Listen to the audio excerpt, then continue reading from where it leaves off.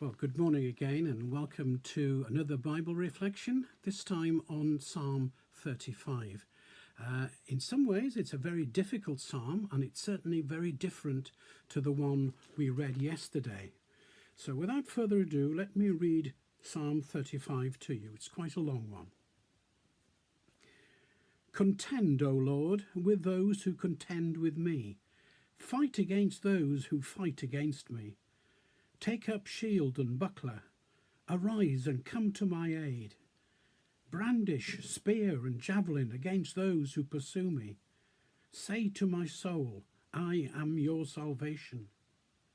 May those who seek my life be disgraced and put to shame. May those who plot my ruin be turned back in dismay. May they be like chaff before the wind, with the angels of the Lord driving them away. May their path be dark and slippery, with the angel of the Lord pursuing them. Since they hid their net for me without cause, and without cause dug a pit for me, may ruin overtake them by surprise. May the net they hid entangle them. May they fall into the pit to their ruin. Then my soul will rejoice in the Lord and delight in his salvation. My whole being will exclaim, Who is like you, O Lord? You rescue the poor from those too strong for them, the poor and needy from those who rob them. Ruthless witnesses come forward. They question me on things I know nothing about. They repay me evil for good and leave my soul forlorn. Yet when they were ill, I put on sackcloth and humbled myself with fasting. When my prayers returned to me unanswered, I went about mourning as though my friends or brother. I bowed my head in grief as though weeping for my mother. But when I stumbled, they gathered in glee. Attackers gathered against me when I was unaware. They slandered me without ceasing. Like the ungodly, they maliciously mocked. They gnashed their teeth at me. O Lord, how long will you look on? Rescue my life from their ravages, my precious life from these lions. I will give you thanks in the great assembly. Among throngs of people, I will repay you. Let not those gloat over me who are my enemies without cause. Let not those who hate me without reason maliciously wink the eye. They do not speak peaceably, but devise false accusations against those who live quietly in the land. They gape at me and say, Aha! With our own eyes we have seen it. O Lord, you have seen this. Be not silent. Do not be far from me, O Lord. Awake and rise to my defence. Contend for me, my God and my Lord. Vindicate me in your righteousness, O Lord my God. Do not let them gloat over me. Do not let them think, Aha, just what we wanted, or say, We have swallowed him up. May all who gloat over my distress be put to shame and confusion. May all who exalt themselves over me be clothed with shame and disgrace. May those who delight in my vindication shout for joy and gladness. May they always say, The Lord be exalted, who delights in the well-being of his servants. My tongue will speak of your righteousness and of your praises all day long. And this is the word of the Lord. Thanks be to God. Well, where do we start? I wonder what you thought of that psalm as I was reading it to you. I wonder what it tells you about the character of David. What does it tell us about God? What does it encourage us to think about ourselves? Let me begin, as usual, by saying some general things before then splitting down to more specific bits of the psalm. First of all, I would say to you that this is a psalm that's asking God to deal with enemies. It's one of a handful of psalms that are called deprecatory psalms. They're calling upon God effectively to curse our enemies because they've been unfair to us or unjust to us in a wholly false and unjustifiable way. So let's explore in a bit more detail what David is actually aggrieved about in Psalm 35. The first 10 verses, we hear David calling for protection from those who are hunting him down without cause. He is facing opposition. People are fighting against him, and there are people who are plotting his ruin. And then verses 11 to 18, David complains to God about those who were once his friends, but have now become his enemies. He is aggrieved that they repay his good deeds in evil ways. They've forgotten how he had previously supported them in their time of need. They are slanderous and they gloat when David is stressed.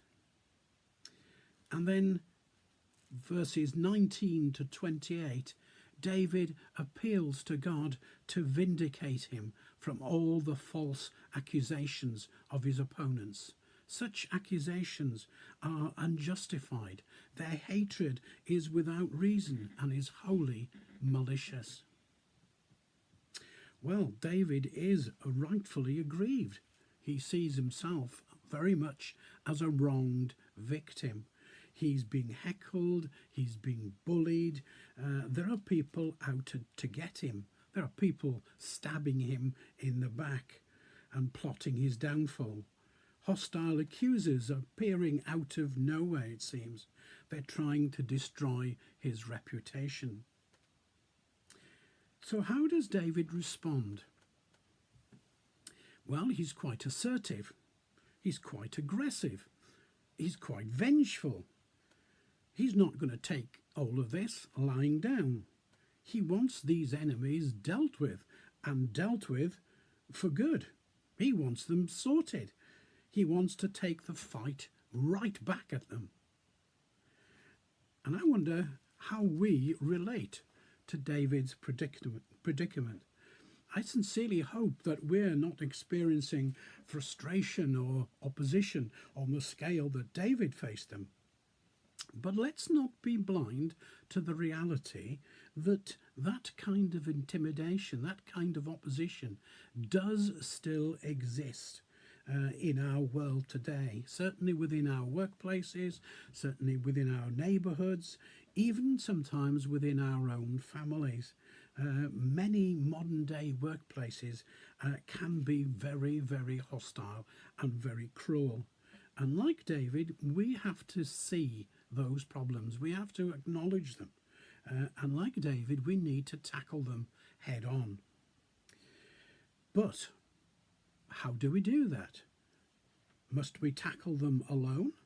Well, David didn't, and David didn't attempt to tackle them alone, but wisely he concluded that help was required, and in particular he recognized his own need for God's help in that situation. But David still couldn't resist telling God what needed to be done and how best to achieve it. David's kind of earthly humanity was shining through. He was asking God to deal with his opponents without any messing. Take up arms against them, disgrace them, put them to shame, drive them back, make them fall into a pit to their own ruin. David thought he could tell God what needed to be done and how it should be done. The psalm doesn't tell us how God responded to such requests. Maybe you would like to post me your answers perhaps on a postcard. But David's pleading prayer is strange in another way too. True, he recognizes his need for God's help in the circumstances, but again he imposes conditions on his own appreciation of God's help. And there are several examples of this in the psalm. In verse 9, for example, David promises God that he will rejoice in the Lord and delight in his salvation, and that his whole being will exclaim the greatness of God, but only if God has sorted out the opposition in the way that David has suggested.